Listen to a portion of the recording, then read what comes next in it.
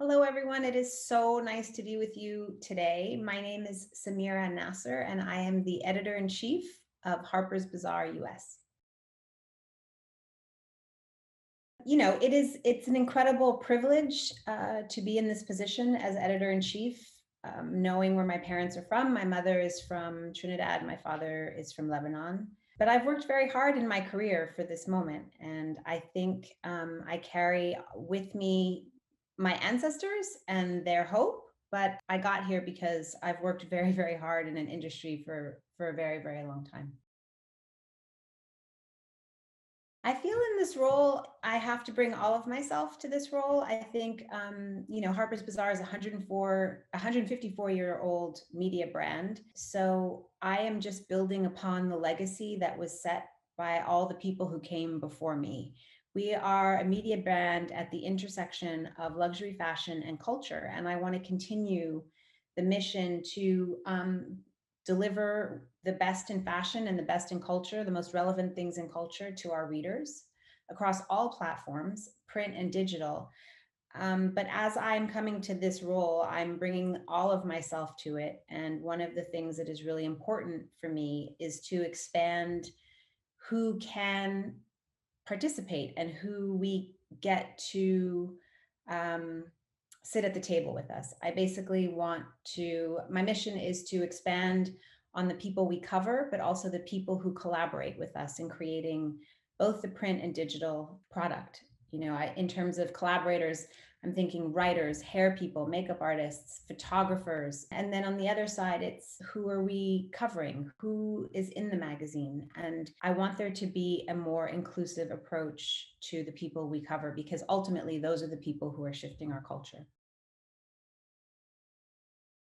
I think that when Harper's Bazaar was founded 154 years ago, it was a place for women to go to find and discover information about fashion, but also about issues that affected them. But women's lives 154 years ago were a lot smaller than they are now. Now we have the right to vote.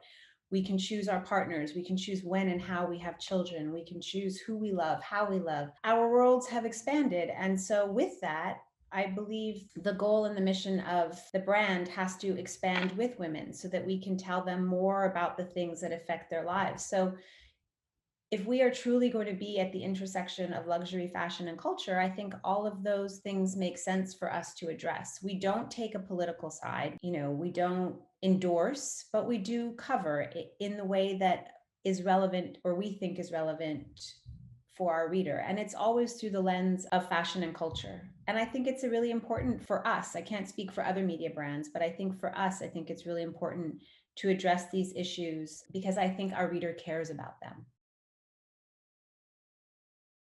With the word diversity, I always think inclusion, and I tend to lean more into inclusion than diversity, because diversity feels to me like you're less committed and less engaged. You check a box and then you're kind of done. Inclusion really means giving people the possibility to be a part of what you're doing and reflecting their likeness. I think the world is so broad and our audiences are so broad, and it's very important for people to be able to look at either a print product or go into our digital space and be able to see their likeness. I think people need to feel included. They need to be seen and acknowledged. And so I think it's really important for us to just continue in the road of inclusion. And in terms of how to achieve that, I think we have to just make a commitment to provide space for other people to join in our conversations. And it is an active commitment. And I think when we are looking at topics that we cover, when we look at fashion shoots, I think we just all have to collectively think about who gets to tell those stories and how can we bring in another perspective, who gets to participate, and how can we bring in more people, how can we pull more people in through the door, how can we make people feel more seen and more invited. And that doesn't mean people don't have to work hard or be committed to the work in the space, but I do think it's a commitment that we all collectively need to make. And I think it only makes the experience for the reader more interesting and reflect their lives in a more honest way. Because I think when you walk down the street, the world is diverse. You see all kinds of people, and that reality should be reflected in the pages and platforms of what we do. My motivation, my determination, I think, is just who I am and who I've always been. I think it's also, my parents were immigrants and they've always worked hard, and hard work was part of how I grew up. I always saw my parents working hard. Everyone around me has always worked hard. So I've always had a work ethic, a strong work ethic. And I've always been curious. I think it's really important to be curious about the world and always be a student and always want to learn and grow. And most of the time, I enter a room not assuming that I know the most. I like to be a sponge around people to learn from them, because I like to be surrounded by people who I'm convinced know more about many things than I do. So I'm constantly learning, and I've always been dedicated to hard work, and I've always just remained humble and been committed to the work. And I think that has helped me along the way. Be true to yourself. Don't make yourself small.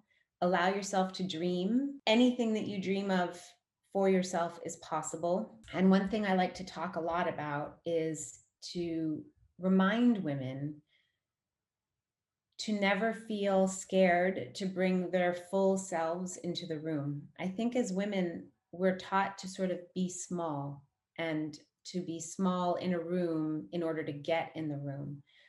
And I'm not talking about being disrespectful in a room, and I'm not talking about being the loudest person in the room, but I am speaking about being unafraid to bring all of your experiences and all of yourself into a room, and to own that and to carry that. Because if you're in the room, it's because of those experiences. I'll also like to remind women that your differences are your gifts. Lean into them. Believe that you have something different to offer. Don't be unafraid to dream big. I think if I can achieve this, every woman can achieve this. I think you just have to allow yourself to dream and be committed to the hard work.